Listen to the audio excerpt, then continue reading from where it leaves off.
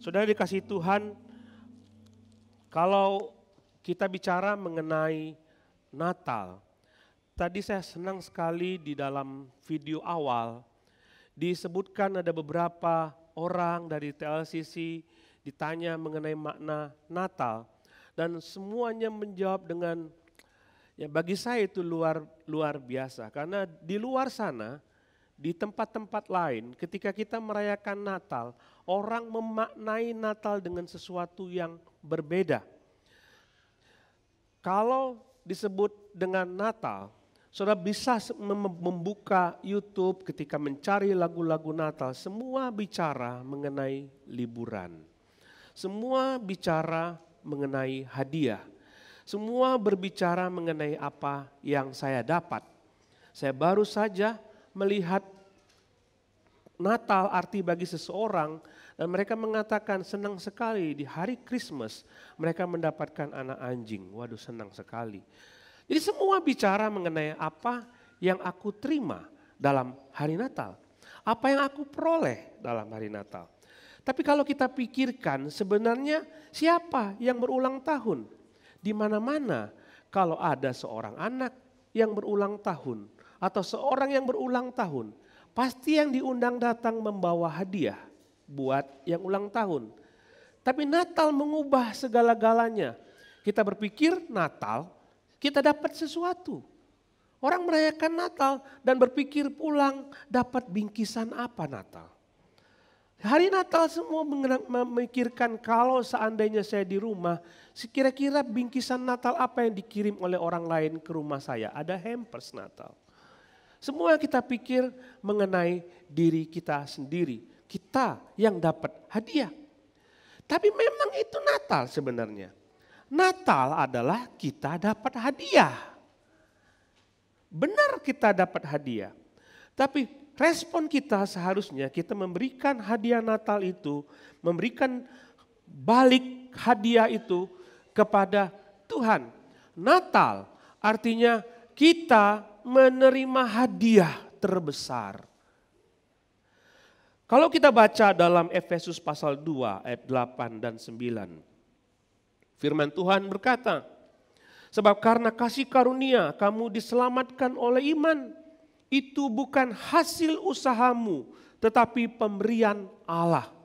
Efesus pasal 2, saudara baca semua pasal 2 ini, Efesus pasal 2, dari ayat 1 sampai ayat yang terakhir, berbicara mengenai gift, hadiah. Saudara akan melihat semua bicara mengenai hadiah, sesuatu yang diberikan Allah kepada kita. Dan kata yang digunakan di situ adalah karunia, kasih karunia, grace dalam bahasa Inggrisnya. Kalau kita menggunakan kata ini, artinya ada sesuatu yang diberikan kepada manusia, yang manusia itu sendiri tidak layak untuk terima. Itu yang disebut dengan grace. Itu yang disebut dengan kasih karunia. Tidak layak diterima tetapi mendapatkan sesuatu. Kalau kita berbuat jahat, ya kita mungkin dituduh seseorang berbuat jahat padahal kita tidak melakukannya lalu kita dapat sesuatu. Yaitu hukuman. Grace tidak bicara mengenai sesuatu yang buruk. Grace, kasih karunia, berbicara sesuatu yang baik yang diterima oleh seseorang yang dia tidak layak untuk menerimanya. Tidak layak untuk menerimanya. Setiap orang tidak layak. Apa alasan saya mendapatkan sesuatu dari Tuhan? Enggak ada. Dicari-cari sebagaimana ajaran kita mencoba untuk mencari apa alasan saya dapat hadiah dari Tuhan. Tidak ada. Tidak ada sama sekali.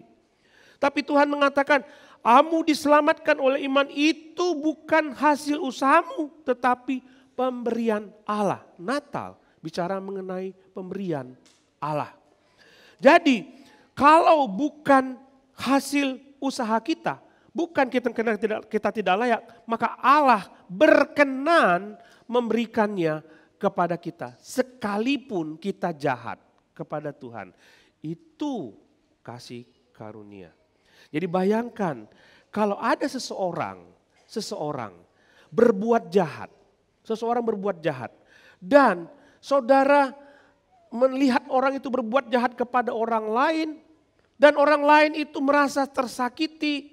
Tapi ketika orang itu yang berbuat jahat itu melakukan sesuatu yang jahat itu dan dia butuh sesuatu, kekurangan, dan dia butuh bantuan, orang yang disakiti itu berkenan untuk memberikan bantuan. Itu luar biasa, saudara. Luar biasa. Kita berbuat jahat kepada orang lain, tapi orang lain memberi bantuan kepada. Itu yang Allah berikan kepada kita. Apa yang Tuhan berikan? Coba lihat ayat 8 ini. Sebab karena kasih karunia kamu diselamatkan. Allah memberikan keselamatan. Itu berita Natal. Dan ayat sebelumnya mengatakan dalam ayat yang ketiga, ayat yang kedua. Efesus pasal 2 ayat kedua. Kamu dahulu hidup di dalamnya karena kamu mengikuti jalan dunia ini. Kamu menaati penguasa-penguasa kerajaan angkasa, yaitu roh yang sekarang bekerja di antara orang-orang durhaka. Sebenarnya dahulu kami juga terhitung di antara mereka. Ketika kami hidup di dalam hawa nafsu daging, menuruti kehendak daging dan pikiran kami yang jahat. Pada dasarnya kami adalah orang-orang yang patut dimurkai. Artinya, coba pikirlah hidup manusia kita semua. Kita banyak berbuat jahat kepada Tuhan. Berkali-kali Tuhan panggil kita untuk menjadi dekat sama Dia. Kita selalu berontak. Kita nggak taat kepada Tuhan. Apa hadiahnya untuk orang yang tidak taat kepada Tuhan? Nggak ada lain kecuali murka Tuhan. Nggak ada lain. Kita hidup di dunia nggak lama, saudara. Lalu kita melakukan sesuatu yang jahat kepada Tuhan dan kita berpikir nanti suatu saat kelak saya meninggal saya pasti diterima oleh Tuhan. Apa dasarnya? Nggak ada. Dasarnya ketika kita meninggal berdasarkan hidup kita patut menerima hukuman kekal. Tidak ada lain. Nggak ada lain. Tuhan mengatakan bukan hasil usahamu, kamu tidak bisa mengusahakan sesuatu untuk kamu mendapatkan keselamatan. Apa yang bisa saudara bawa kepada Tuhan dan mengatakan Tuhan, lihat hidupku, terimalah aku di surga. Enggak ada yang bisa dibawa.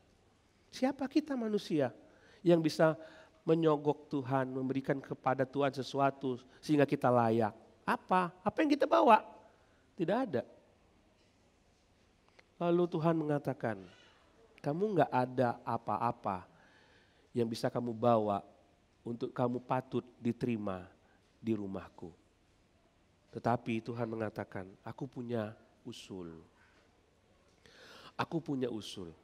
Aku akan memberikan kepadamu hadiah itu. Kamu memang enggak patut masuk ke surga ke rumahku. Tapi aku punya usul. Bagaimana kalau aku memberikan itu secara cuma-cuma kepadamu?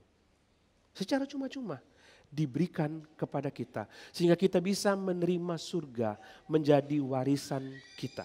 Kita menjadi ahli waris surga. Kita bisa diterima di surga. Tetapi saudara, hadiah itu bukan berarti murah.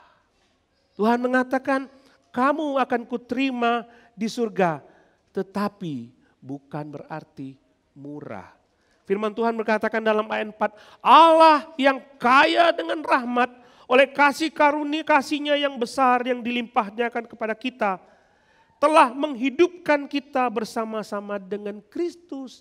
Dia memberikan hadiah yang terbesar dalam hidup kita, yaitu kelahiran Yesus. Karena ketika Dia lahir, terbukalah pintu menuju keselamatan. Terbuka. Apa yang menjadi respon kita? Terima Dia sebagai hadiah Natal yang terbesar yang bisa saudara terima. Terima Yesus sebagai hadiah Natal yang terbesar. Pegang Dia dan jangan pernah lepaskan lagi. Pegang Dia seumur hidup saudara.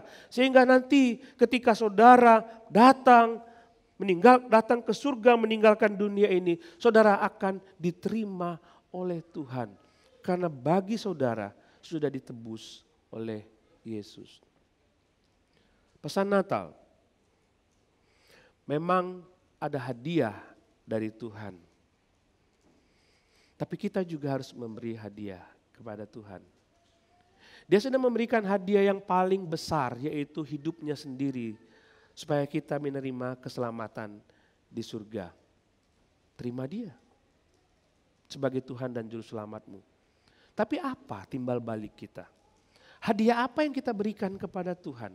Kalau dia sendiri memberikan nyawanya berkorban bagi kita, apa yang kita berikan kepada Tuhan?